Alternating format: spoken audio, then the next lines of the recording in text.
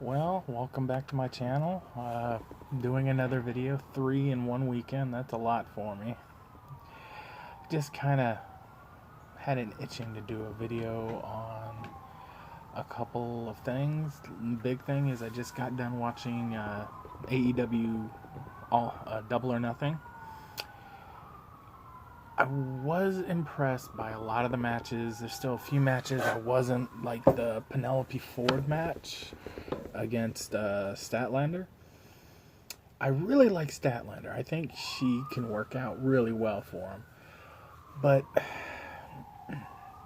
it didn't seem, there was no rivalry, nothing really there, because Britt Baker had to pull out because of her knee injury, which, if I'd have to guess, she's gone for 3 to 6 months.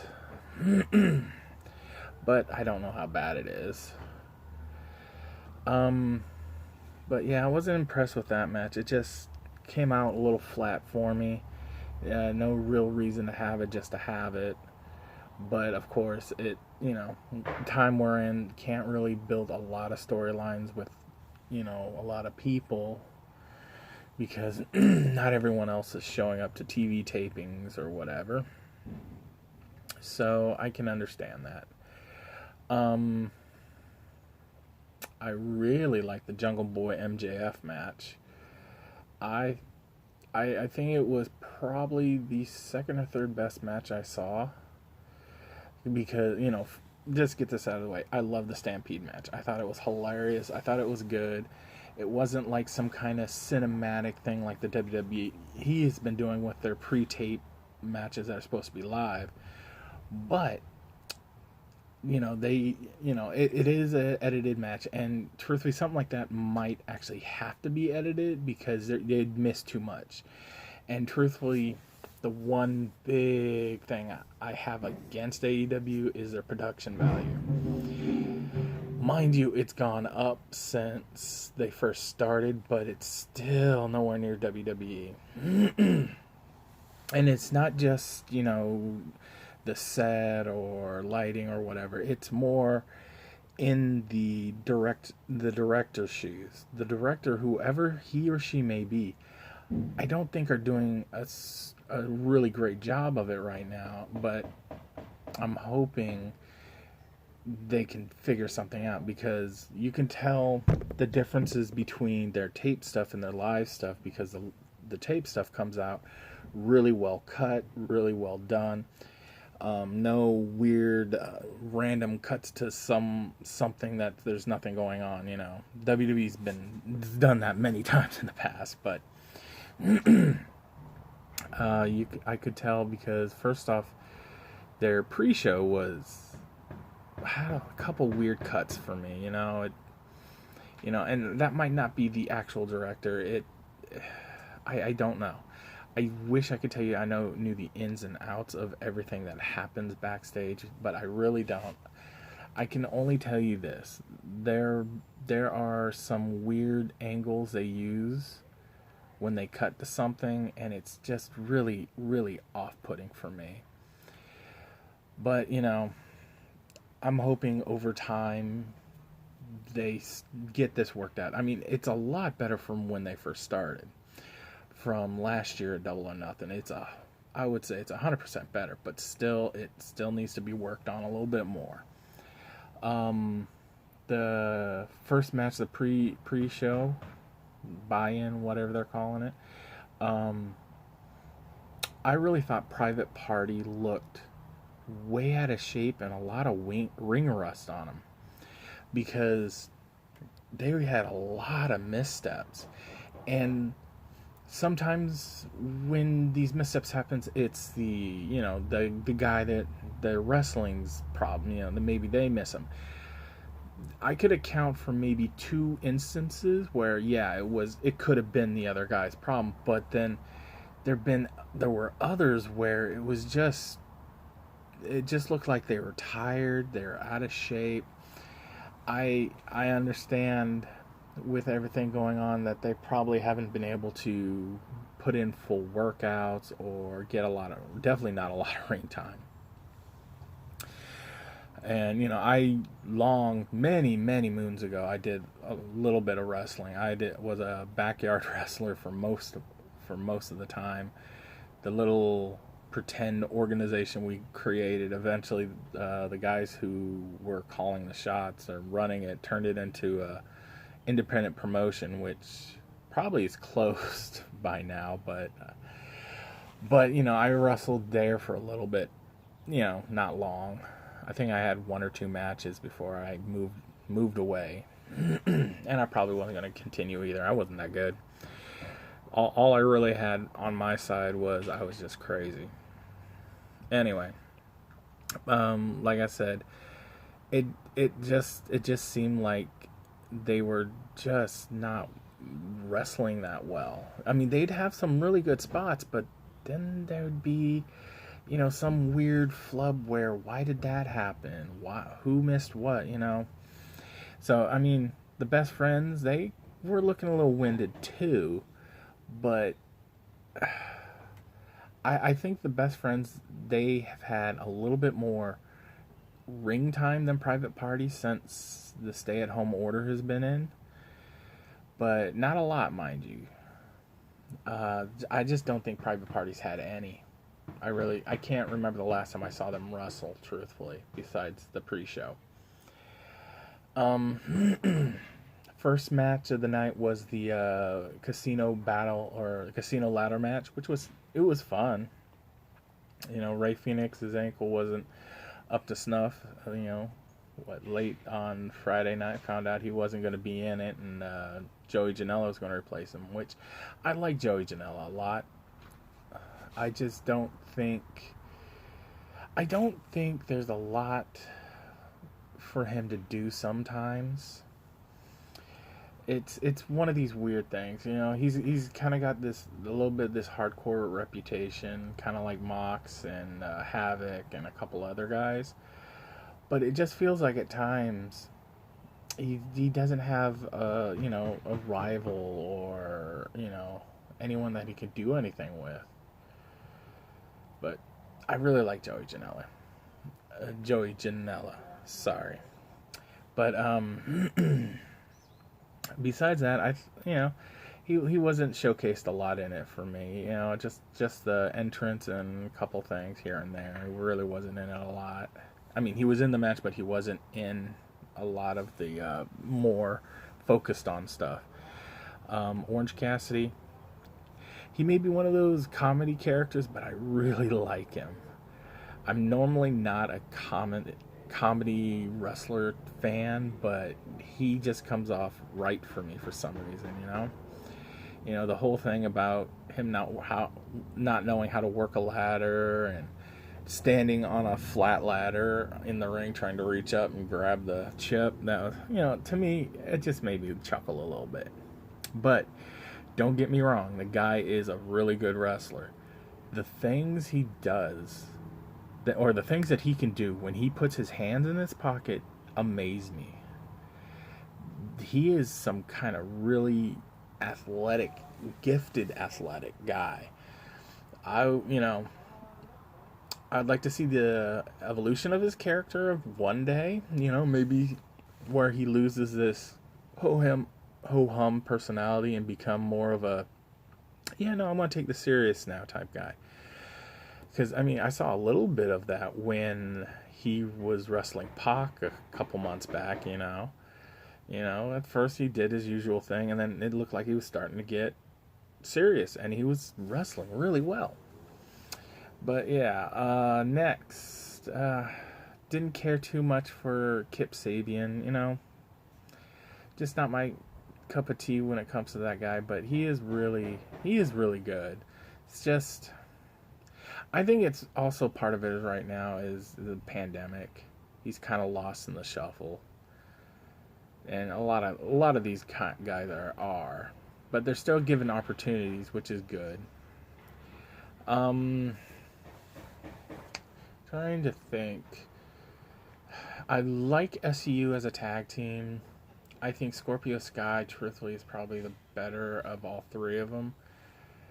But that's mainly because Scorpio Sky is still relatively young. youngish, I should say. He's been around for a long time, but you know, at least young to me, because I haven't really run into Scorpio Sky until he first showed up at ROH. But yeah, I like Scorpio Sky. He's a good wrestler. Don't get me wrong, I love Frankie Kazarian and I love Christopher Daniels too, but to me right now, Scorpio Sky seems like the breakout guy for that team one day. But then again, could happen that never happens. Let me see. So, the surprise entrant, Brian Cage. Well, we all knew he signed back in January. You know, he's been out this whole time with a torn bicep, and you know, shocked everyone that AEW signed him. But truthfully, it kind of makes sense in the end, because in the end, you need a guy kind of like that, or a guy that like that comes out and he's free for a while. You kind of need to jump on it when you can, because you know WWE wasn't going to sign him right away because of the bicep. They wanted to see how it came out. You know, not pay him a lot of money. You know, unless you get injured under contract for WWE, they really don't sign anyone that's already injured. I think this is like 2 instances where AEW and Tony Khan really did. Because, what was it? It was Brian Cage, and then it was Joey Janela. Because Joey Janela, God, I can't remember. I think it was he blew out his knee or something just before AEW started signing a lot of people. And Nick and Matt Jackson had a talk, and they're going like, yeah, we should sign this guy. And Tony was like, well, he's injured, we don't know when he's going to come back and all that.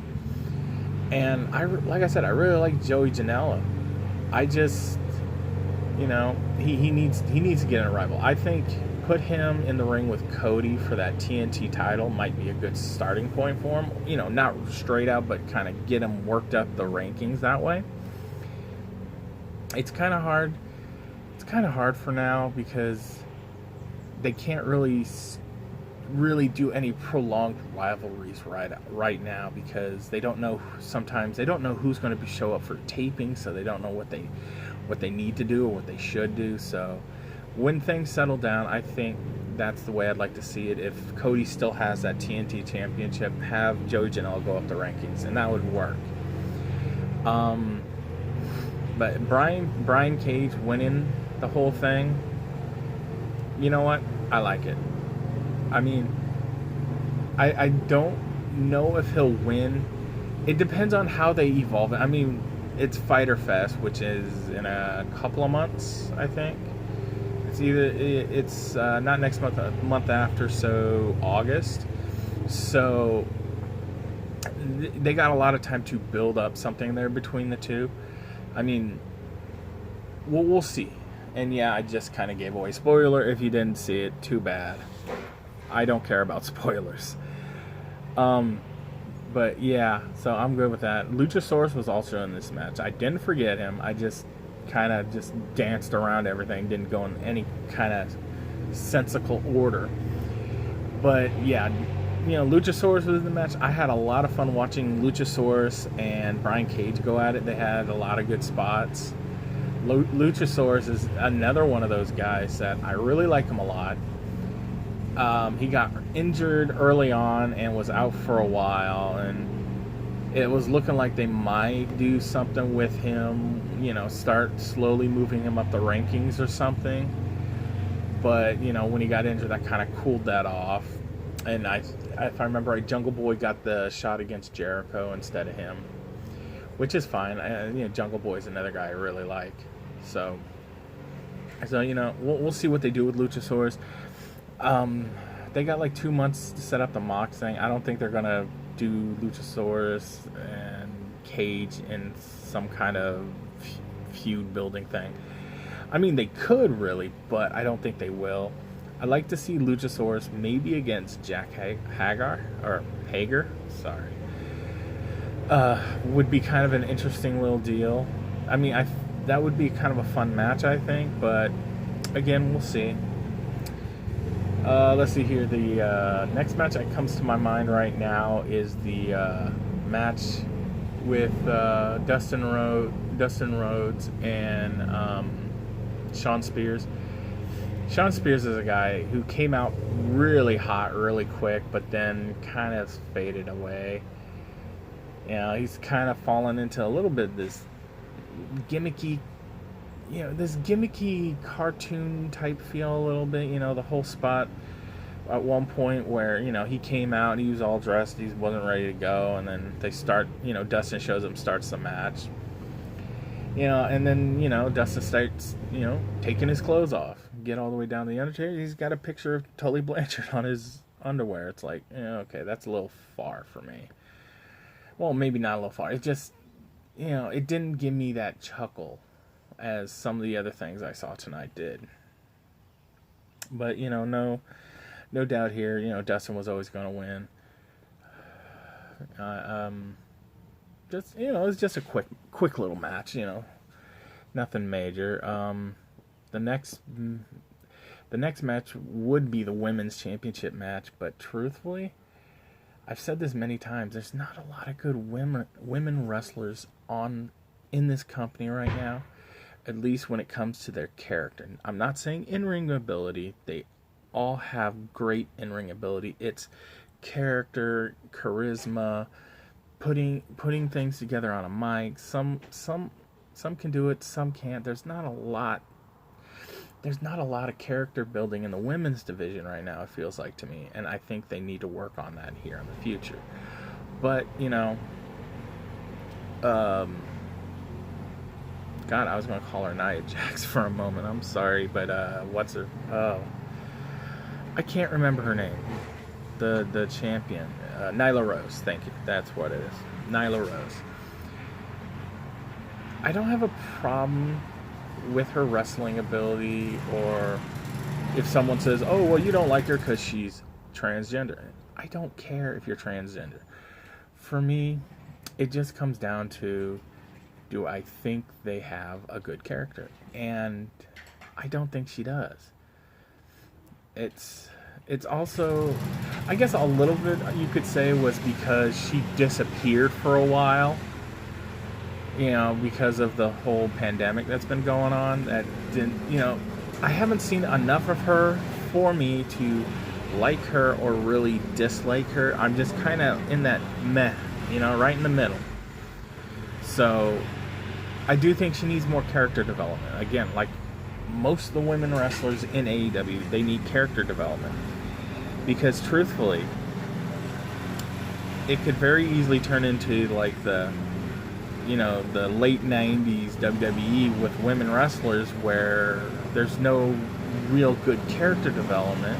You just got these pretty looking girls that get in the ring and do things. Mind you, there were some really good wrestlers there, but they weren't allowed to show off their abilities. Molly Holly, Lita, Trish Stratus became a good wrestler. She worked her ass off for that. Victoria, they had a bunch, but they weren't allowed the time to do anything. Sable was not a great wrestler. She had a great character, just not a great wrestler. She's not a dangerous wrestler where she'll go in and get someone hurt, but her movesets were kind of basic for a while. You know, a lot of striking, you know. And I'm not putting down strikers either. I love strikers. You want to get into a fight with me and not liking strikers, I love Aleister Black. I think he should be World Heavyweight Champion. Shut up. But anyway. But yeah, wasn't a fan of the match, you know. Nyla Rose lost to actually, I think, a little bit better of a character. But we'll see.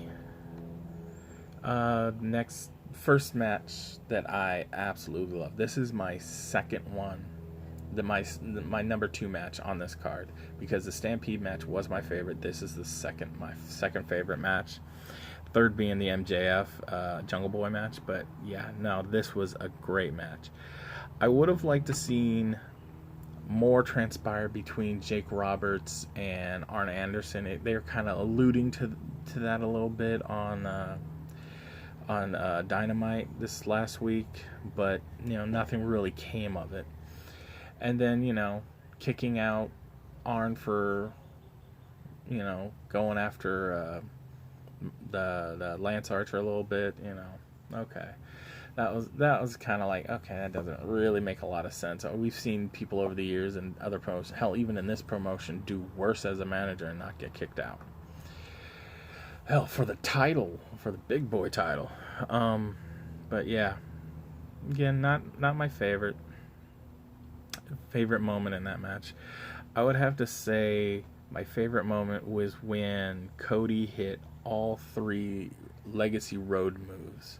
The elbow from Dusty, I can't remember what he calls that, what Dustin calls his new move, but he hit his move, and then he hit the Crossroads, which didn't finish him off. He had to hit like 2 consecutive Crossroads in the end to finish him off and win the title.